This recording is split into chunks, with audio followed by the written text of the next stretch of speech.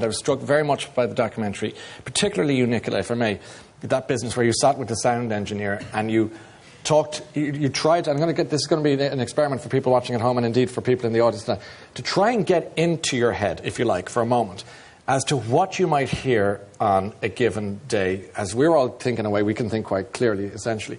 But you said that you heard 3 different sounds on a given day. The first one being?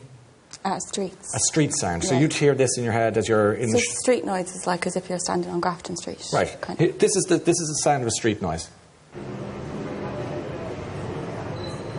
And that's... You're trying to buy a bar of chocolate in a shop and that's there? Yeah. OK, we'll kill that noise for a second. Then you'll hear what? Like water, like dripping water, running water. Running water from a tap. Let's have a listen to that.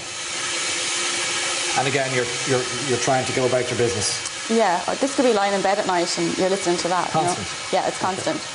And then you've got a third example of what you might hear, and in this case it's quite similar to what Michelle was talking about. Like people talking, literally just people, like people around and people chatting, right. Like voices. Like this? A coffee shop or something.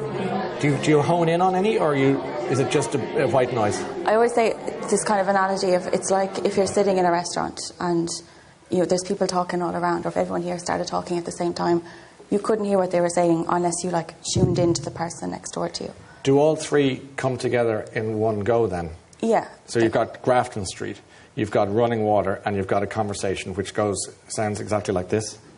It's everything.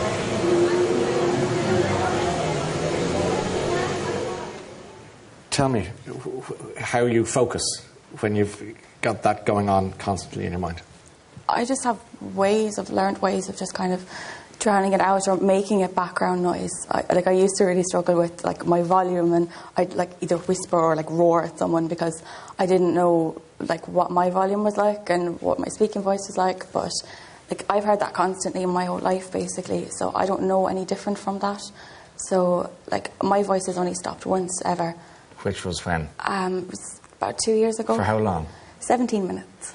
Are you saying that you only ever had, that you can recall 17 minutes of calm in your head? Yeah. It was the middle of the night and it was like someone just flipped a switch and they were just gone all of a sudden. And like I woke my husband up. I was like, oh my God, like I can't hear anything. And I thought it was really strange. Like I thought like silence had a sound.